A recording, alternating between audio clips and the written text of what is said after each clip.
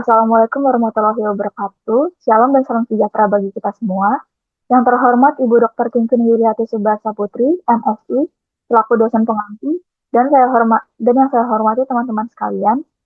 Puji syukur kami panjatkan kehadirat Tuhan Yang Maha Esa karena atas rahmat dan karunia-Nya kita semua dapat berkumpul dalam kegiatan proklamasi pada hari ini. Sebelumnya kami dari kelompok 10 akan mempresentasikan tentang penegakan hukum yang berkeadilan pada kasus analisis restoratif justice pada kasus pembunuhan diri Hogi Minaya.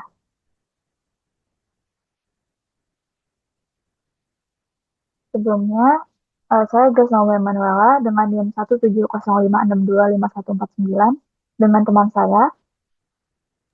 Saya Dinusa Sekarayu dengan NIM 17056256190. Saya Rizkanisha Putri dengan NIM 17056255118. Baik, berikutnya materi akan disampaikan oleh teman saya.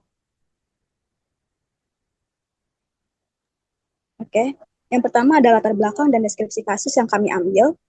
Berdasarkan pasal 1 ayat 3 UUD 1945, Indonesia adalah negara hukum, yang artinya seluruh kehidupan bernegara harus berdasar pada aturan untuk menciptakan keadilan. Namun, praktiknya seringkali menghadapi tantangan seperti pada kasus Hogi Minaya. Hogi, seorang warga Sleman, ditetapkan sebagai tersangka setelah mengejar jambret yang menyasar istrinya, di mana pengejaran tersebut mengakibatkan pelaku meninggal dunia. Kasus ini menjadi sorotan karena adanya benturan antara aturan formal dengan rasa keadilan masyarakat.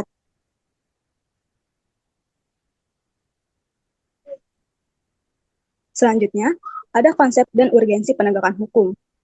Berdasarkan materi buku MKWK, penegakan hukum bertujuan memberikan perlindungan dan kepastian bagi warga negara.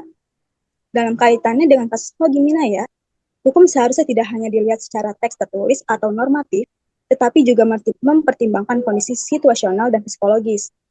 Penegakan hukum yang berkeadilan harus mampu mengakomodasi nilai kemanusiaan, bukan sekedar menghukum orang yang sedang membela diri.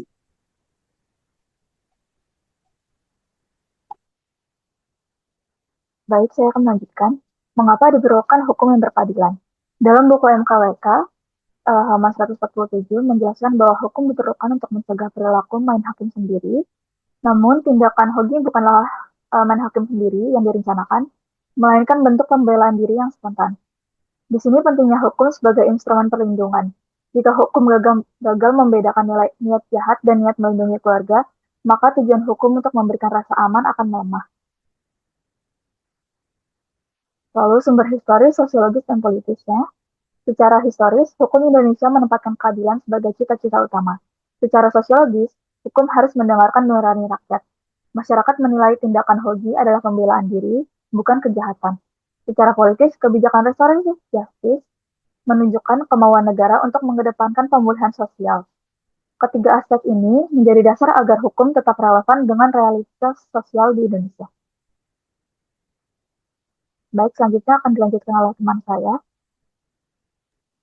Lalu ada dinamika dan tantangan penegak hukum. Tantangan penegakan hukum menurut buku MKWK halaman 153 sampai 154 meliputi integritas aparat dan modernitas. Kasus Hogi menunjukkan tantangan bagi aparat untuk tidak hanya hafal pasal, tetapi juga peka terhadap konteks. Di era 2026 yang transparan, profesionalisme aparat sangat diuji agar hukum tidak sekadar menjerat secara kaku, tetapi mampu memberikan keputusan yang sah secara hukum sekaligus selaras dengan rasa keadilan publik. Next.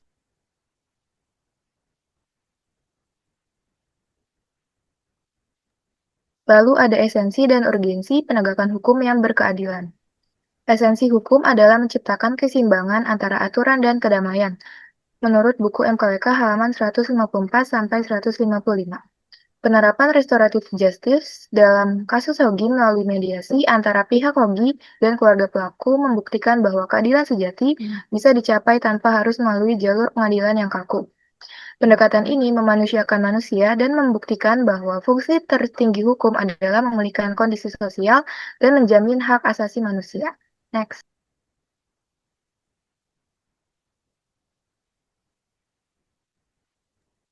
Yang terakhir ada kesimpulan dan saran. Jadi kasus Hogi Minaya mencerminkan transisi hukum Indonesia menuju keadilan yang substantif yang lebih responsif. Penegakan hukum tidak boleh hanya berhenti pada teks formal, tetapi harus menjadi pelindung rakyat. Sarannya, perlu penguatan literasi hukum bagi mahasiswa dan peningkatan profesionalitas aparat agar dalam menangani kasus pembelaan diri, keadilan tetap menjadi prioritas utama di atas sekadar menjalankan prosedur administrasi. Demikian presentasi yang telah disampaikan oleh kelompok kami dengan judul Penegakan Hukum yang Berkeadilan dalam kasus Hogi Minaya.